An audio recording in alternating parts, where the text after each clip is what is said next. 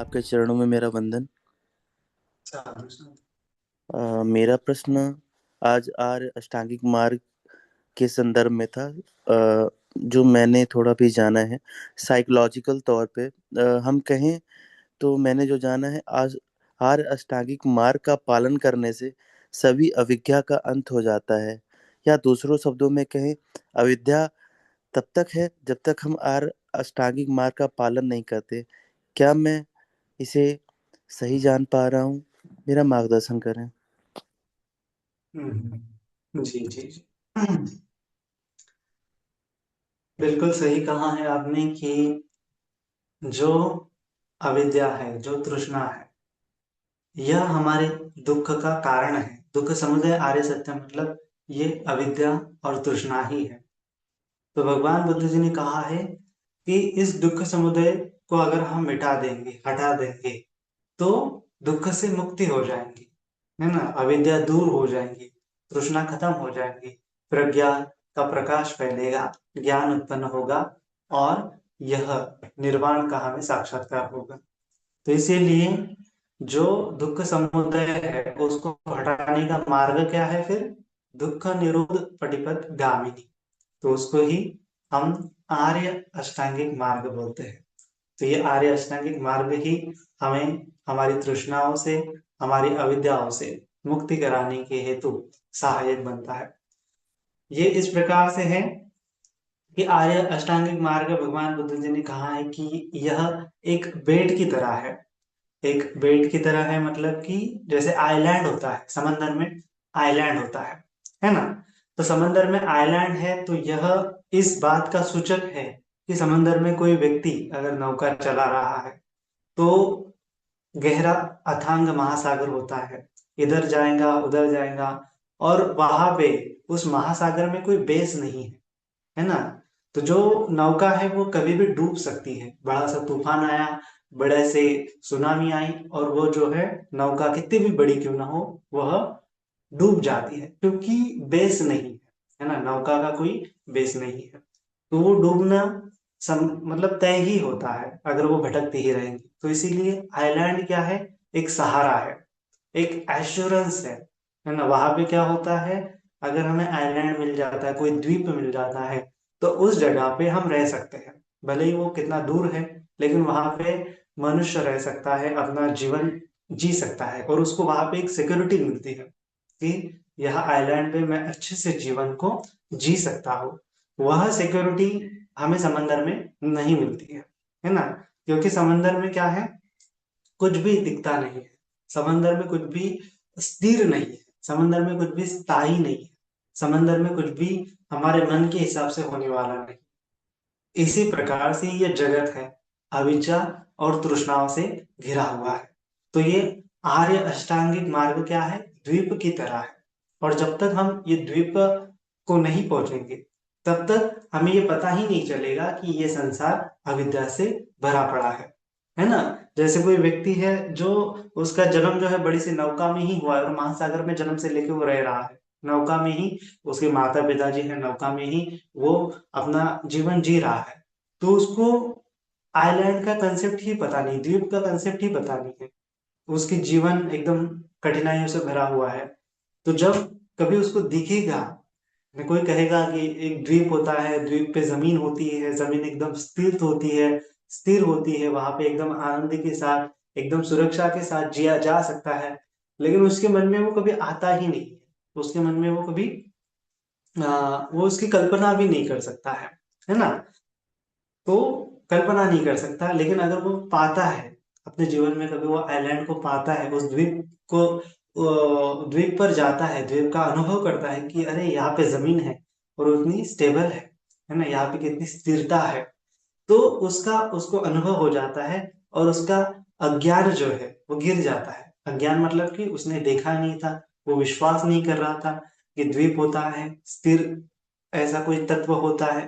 तो उसने कभी देखा ही नहीं, उसने केवल समंदर की लहरें ही देखी है, तूफान ही देखे हैं, उथल पुथल ही देखी है ना, चंचलता ही देखी है समंदर की।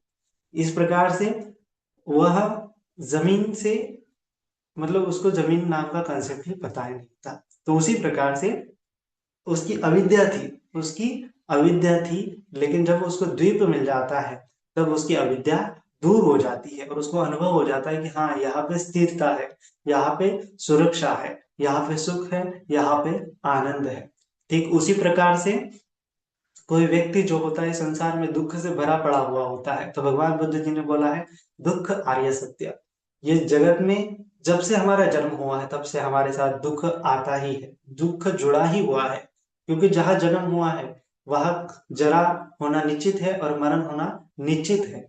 जरा मरण होगा तो वहां पे व्याधि होना निश्चित है, और इन तीनों चीजों का दुख होना निश्चित है। हम लोगों से मिलेंगे, लोग बिछड़ेंगे, लोग आएंगे, लोग बिछड़ेंगे, इनका दुख होना निश्चित है। जीवन के जीने के लिए जो आहार की खोज हम करेंगे, आहार गवेट्ठा दुखा बोला गया कि आहार आहार की खोज में जो हमारा जीवन दुख में बन जाता है वो अलग प्रकार का दुख है। तो अलग अलग प्रकार के दुख आपको मिलेंगे। तो कहीं इस संसार में सुरक्षा नहीं मिलती है, ये समंदर के भांति अस्थिर सा मालूम होता है, दुखमय मालूम होता है। तो भगवान बुद्ध जी ने बोला है कि ये दुख आर्य सत्य है, तो इसका निवारण भी है। वह क्या है?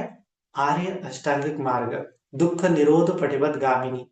तो उस आर्य अष्टांगिक मार्ग का मतलब धर्म का आप आचरण करने लगते हो, धर्म का आप अनुसंधान करने लगते हो, धर्म की आप प्रैक्टिस करने लगते हो, तो आप धीरे धीरे दुख से मुक्त होने लगते हो, धीरे धीरे आपके जीवन में स्थिरता आने लगती है।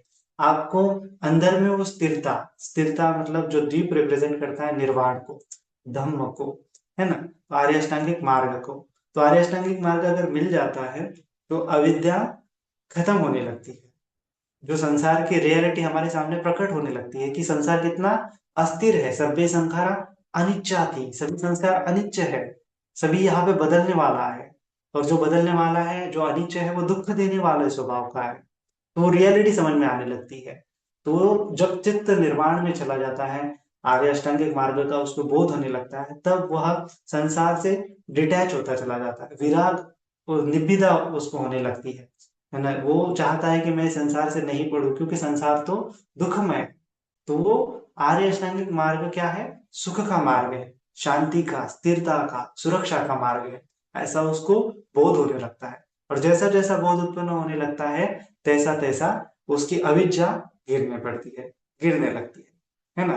तो अविद्या मतलब क्या है कि रियलिटी को नहीं देखना कि ये जगत दुखमय है, दुख से भरा पड़ा हुआ है, इस जगत में सभी चीजें अनित्य है, दुख देने वाले स्वभाव की है और अनात्म है। अनात्म का मतलब मैं नहीं हूं, मेरा नहीं है, इस जगत में मैं मेरा कहने लायक कोई चीज नहीं है, ये शरीर मैं नहीं हूं, मेरा नहीं है, ये मन मैं नहीं हूं, मेरा नहीं है, ऐसा वो प्रज्ञा के माध्यम से जानता है। तब जाके उसको रियलिटी का दर्शन होने लगता है, अरे कुछ भी नहीं है, निर्वाण का दर्शन होने लगता है, जगत की शून्यता उसको प्रकट होने लगती है। ये सब क्या है? शून्य तो है। तो ये शून्य, निर्वाण, और ये इसका जब दर्शन होने लगता है तो सही मायने में उसको आर्य अष्टांगिक मार्ग समझ में आने लगते हैं। सम्यक दृष्टि का मतलब ही क्या है? कि रियलिटी को देखना, अनित्य दुख अनात्मा को देखना, मतलब सम्यक दृष्टि है। और सम्यक दृष्टि के साथ ही आर्य अष्टांगिक मार्ग की भावना शुरू होती है ना। तो जैसे जैसे सम्यक दृष्टि बढ़ती है वैसे वैसे संसार की सच्चाई बढ़ती है, संसार की अविद्या दिखती है, और वो अविद्या से मन फिर जानता है कि ये अविद्या दुख का कारण है ना, ये अज्ञानता दुख का कारण है। इस संसार को मैं मेरा समझना, इस शरीर प्रपंच को मैं मेरा समझना, ये मेरे दुख का कारण है। ये मन को मैं मेरा समझना, ये मेरे दुख का कारण है।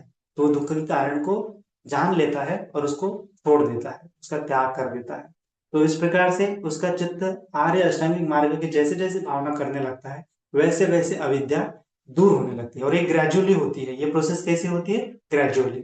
निर्वाण की प्रोसेस कैसी होती है? ग्रेजुअली होती है, मतलब धीरे धीरे धीरे धीरे निर्वाण आपके चित्त में भावित होने लगता है।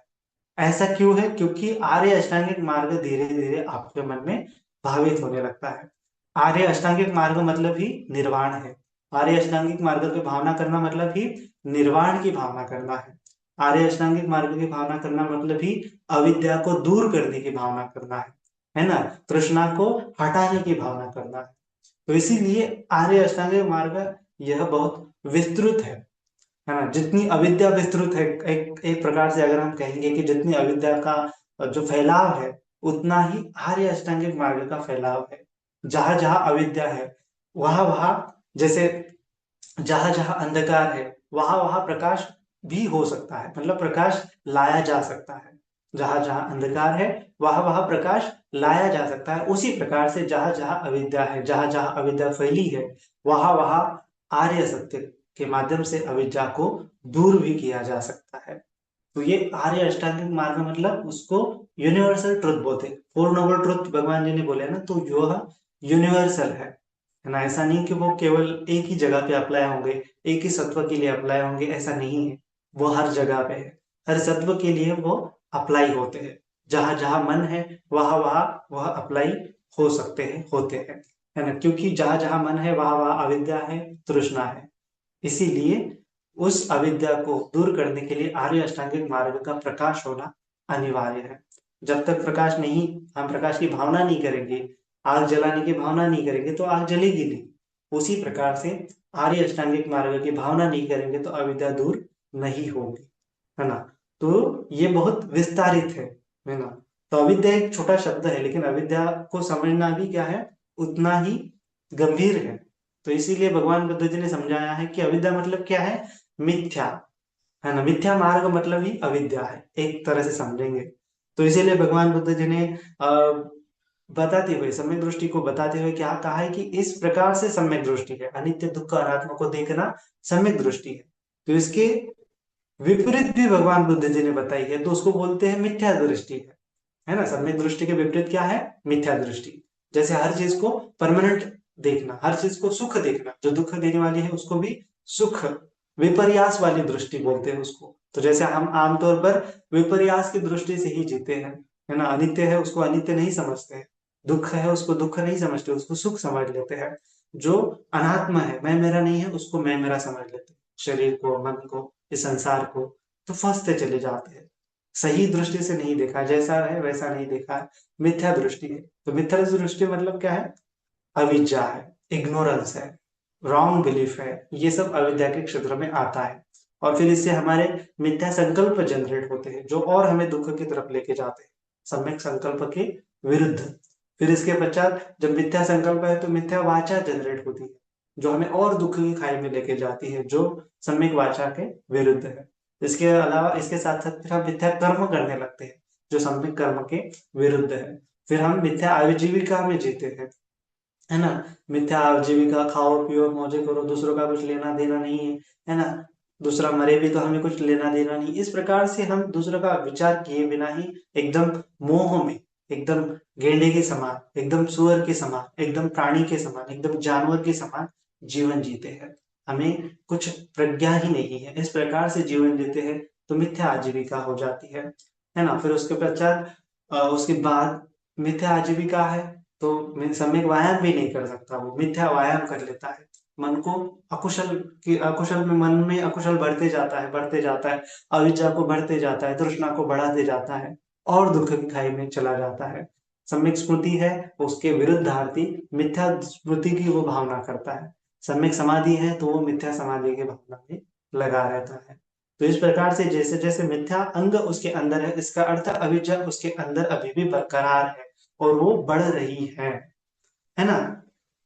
जैसे कि अ, जैसे कि ग्लास अगर गंदा है, ग्लास साफ नहीं किया और उसमें पानी डाल दिया हमने, तो क्या हो जाएगा, वो ग्लास का पानी भी गंदा हो जाएगा।